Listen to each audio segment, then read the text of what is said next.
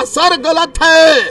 ये मासूम गरीब असहाय बच्चों के साथ खिलवाड़ है। ये पूरी तरह से गलत है। सरकार बना सकता है तो सरकार गिराने की भी क्षमता रखता है। इस बार आपको 7.5 लाख रिजल्ट देना होगा आपको सीबीटी 1 में, और ग्रुप डी से डबल एग्जाम का जो प्रावधान है, अब मेडिकल का जो नया सोचा जोड़ा गया है उसको हटाना ही होगा। अगर छात्र हित की बात आप करते हैं, सोचते हैं तब। सर, आज आरआरबी के द्वारा स्वयं अभी वैष्णव जी ने पीसी किया। पीसी में उन्होंने बोला जब इस तरह का एग्जाम लेते हैं तो इसमें सर लंबी प्रक्रिया होती है, टाइम तो लगता ही है। लंबी प्रक्रिया लगती है, इसका मतलब क्या होता है? लंबी प्रक्रिया का मतलब आपको छात्रों के साथ छात्रों को गला रख दीजिएगा। छात्र के साथ लंबी प्रक्रिया में हो सकती है। लंबा नया प्रयोग कहीं लिखा हुआ है कि हम प्रयोग करेंगे, ये बिल्कुल गलत बात है।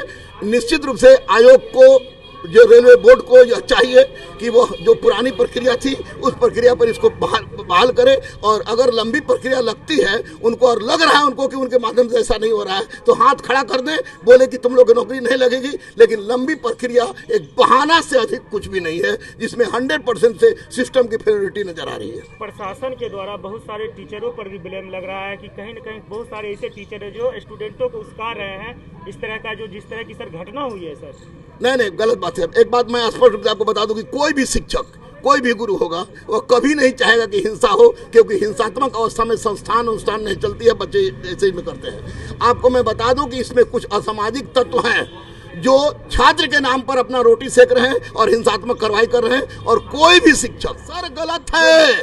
ये मासूम गरीब असहाय बच्चों के साथ खिलवाड़ है, ये पूरी तरह से गलत है। इसलिए अविलंब इस पुरानी प्रक्रिया को बहाल किया जाए। बिना बताए, आप ही सोचिए कि बिना बताए आप तुरंत 20 दिन परीक्षा का बचा हो और उस परीक्षा में आप सीबीटी 1 और सीबीटी 2 जोड़ दीजिए, वो भी ग्रुप डी में। आप आईएएस बनाना चाह रहे हैं, आपको बनाना है ट्रैकमैन, बनाना है आपको गैंगमैन, बनाना ग्रुप डी में देना है, और आप इसको 2 परीक्षा कर रहे हैं। गलत है, गलत है, गलत है। इसके लिए माननीय मुख्यमंत्री आवाज उठाएं केंद्र सरकार से, माननीय प्रधानमंत्री सामने आए, क्योंकि युवा चिल्लाते हैं तो युवाओं की समस्या का निराकरण करना भी उनका धर्म है। और ये ग्रुप डी में डबल एग्जाम किसी भी दृष्टिकोण से उचित नहीं है। और एक बात सर, जिस तरह ये सडनली आ गया सर, अगर आपको लेना था जिस वक्त फॉर्म भराया था उसी वक्त नोटिफिकेशन में दे। मैं तो कह रहा हूँ कि इस बार जो हुआ है, आप पता नहीं कौन सा साइंटिफिक मेथड लगा दिए कि आपने 7,35,000 रिजल्ट आना चाहिए था, आपने 3,84,000 या 3,98,000 रिजल्ट दिया है। एक लड़का का 5 जगह दे दिया है और उसको गिन लिया है, संख्या में गिन लिया है। तो वैसी परिस्थिति में आपने गलत किया। दूसरी बात कि कोई भी काम आप कीजिए तो बच्चों को बताकर कीजिए कि हम ऐसा करने जा रहे हैं। लेकिन इस बार ऐसे लोग पकड़े गए जो स्टूडेंट हैं ही नहीं, लेकिन भीड़ में शामिल थे, तो स्वाभाविक है कि यह निश्चित अब कोई इस तरह का बवाल न हो। इसलिए अनुरोध है मेरा रेल मंत्रालय से, अनुरोध है मेरा माननीय प्रधानमंत्री से कि आप बिना देर किए हुए छात्रों के हित में फैसला ले लें और 35,000 सीट का 20 गुना रिजल्ट दे दें। और दूसरी सबसे महत्वपूर्ण बात कि ग्रुप डी के साथ जो आपने प्रयोग किया है उस प्रयोग को समाप्त करें। और तीसरी सबसे महत्वपूर्ण बात कि जो मासूम बच्चे स्टूडेंट्स हैं जिनको आपने गिरफ्तार किया है, उनको छोड़ें और उन पर किसी भी तरह का FIR न हो। कब तक सर ये रिजल्ट हो जाना चाहिए?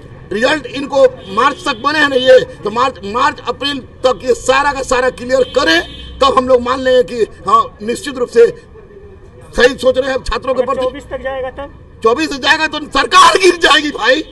अगर छात्र सरकार बना सकता है तो छात्र सरकार गिरा भी सकता है। इस बात को याद, तो बोलेगा हम जॉब देंगे, आप लोग आइए, तब फिर कैसे? स्टूडेंट अब इतने पागल नहीं रह गए हैं। आप स्टूडेंट की परिस्थिति बदलेगी, उस समय शिक्षक सामने आएंगे।